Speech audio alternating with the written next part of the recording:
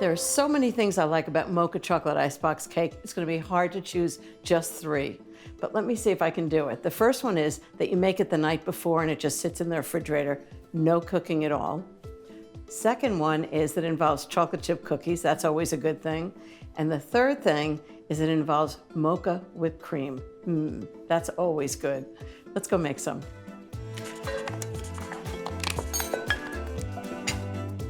This cake is based on that classic icebox cake that has like chocolate wafers and whipped cream. I think we can do better than that. So I'm going to start with heavy cream and make a mocha whipped cream, and we're going to layer it with chocolate chip cookies. How good does that sound? So I've got 2 cups of cold heavy cream, and then I'm going to add mascarpone, which is going to give it lots of body. So I need 12 ounces of mascarpone. It's kind of like an Italian cream cheese. So each of these is 8 ounces. I'm going to put them right in. It's like rich and delicious, and it's going to stabilize the whipped cream. So 1.5 of these is 12 ounces. Put that right in.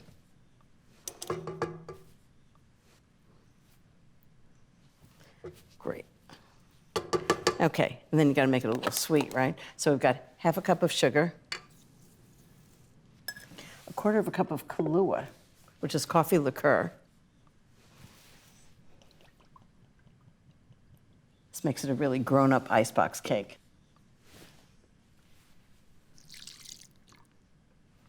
Next thing is cocoa powder. It's unsweetened cocoa powder. This isn't cocoa, like the mix. This is the real deal. 2 tablespoons. 1. This is really good cocoa powder. 2. Next is espresso powder. I've already added coffee liqueur, but I'm going to add espresso powder and just give it a little more flavor. So this isn't espresso grinds. This is instant espresso powder. 1 teaspoon and 1 teaspoon of vanilla. So all those layers of flavor are going to be great. Vanilla, coffee, chocolate. Okay, now this is the key. You want to turn it on really slowly, otherwise you're going to be wearing it. Just turn on very slowly, get it started until it's all mixed, and then I'm going to whip it like whipped cream. I actually got the idea of this recipe from a friend who's a caterer. I said, what's the easiest dessert that you make for your customers that they love? And he said, icebox cake. And I thought, okay, I tried it. I thought it was okay, but I didn't think it was great. And I thought, I think I can make that even better. Okay, then just turn it up a little bit, slowly, until it's whipped cream. It's kind of become a classic Barefoot Contessa recipe. And I love it because you make it one day, you put it in the refrigerator for a couple of hours or even overnight, and you just serve it the next day. No cooking, so easy. Okay, it's done. Wait till you see what this looks like. It's so good. How decadent does that look? Okay, so I've got the mocha whipped cream. That's all ready. I'm going to clear the decks a little bit so I can work here. I'm the messiest cook you know. Okay, so this is how you assemble the whole thing. So I've got a springform pan. It's 8 inches, and it has to be really high, like 2.5 to 3 inches high, because you want this to be tall. And you want it a springform so you can eventually take the sides off without having to take the cake out. Okay, first layer, chocolate chip cookies. And just put them right in the bottom. And actually, you want to break them to fill in the little spaces. They're all going to get smushed with the cream, so it doesn't matter that they've been broken. You just want to sort of fill the bottom of the pan. I'm using my friend Kathleen King's cookies. They're called Tate's cookies. They're called Tate's because her father was a potato farmer. And they used to call him Tate. Okay, that's 1 layer done. Next, mocha whipped cream. I'm probably going to do about 5 layers. So I'm going to do a layer of mocha whipped cream right on top. And then I use an offset spatula and just smooth it out. And you want it to go right to the edge of the pan. Okay, so that's 1 layer. And now I'm going to put more cookies on top. Just want to make sure the cookies are all in 1 layer each time. You don't want them piled up on top of each other. Best part of this recipe is that there are those little bits of cookies left over, so the cook gets some. Okay, another layer of mocha whipped cream. You can really use any kind of chocolate chip cookies, but you want something that's like really thin and crisp so it absorbs the liquid from the cream. And that way it kind of pulls together. It's kind of like tiramisu, you know, with the Italian lady fingers. and the rum mascarpone, and it becomes something that you can actually cut. Okay, more cookies. My favorite expression, more cookies. You know what I always say? You can be miserable before you eat a cookie, and you can be miserable afterwards, but you can never be miserable while you're eating a cookie. Okay. More whipped cream. I'm just going to fill this whole thing up. Actually, sometimes I just bring the whole cake to the table and let everybody help themselves. There's something so childlike and decadent about it. I catered a big party once, and I put a whole cake on each table, and everybody served it family style. It was fun. Okay, more cookies.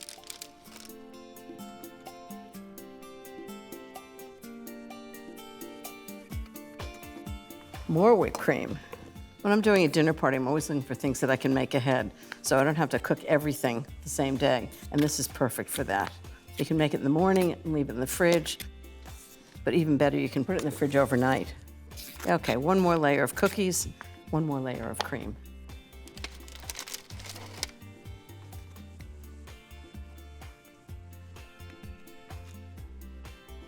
Oh, too bad there are cookies left over. What are we gonna do with them? Can't imagine. Fill in the little spaces, and then one final layer of Mocha whipped cream right on top. This is really, it's so great because you can really taste everything in it. The coffee, the chocolate, the Kahlua, the mascarpone, and just spread it all out. If you think you can't bake, this isn't really baking. So it's a perfect dessert for somebody who thinks they can't bake. You can't really mess it up. Actually, I did mess it up one time. I forgot to put the Kahlua in. I had to go out and buy more cookies and more cream and start all over again. But you can't mess it up. Okay, this is gonna go into the fridge now, and it's gonna sit overnight. It's gonna be so good. But happily, I have one that's already done. Let me show you.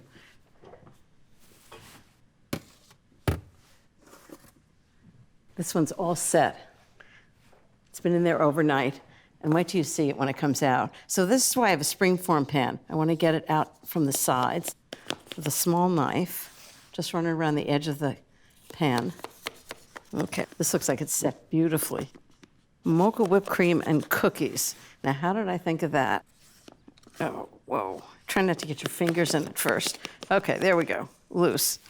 And just take the springform pan off the outside. This is why you could never get it out of the pan otherwise.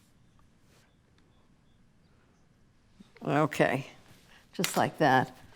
And I usually kind of smooth the top because getting it out of the pan, you make a little bit of a mess. Isn't this just amazing?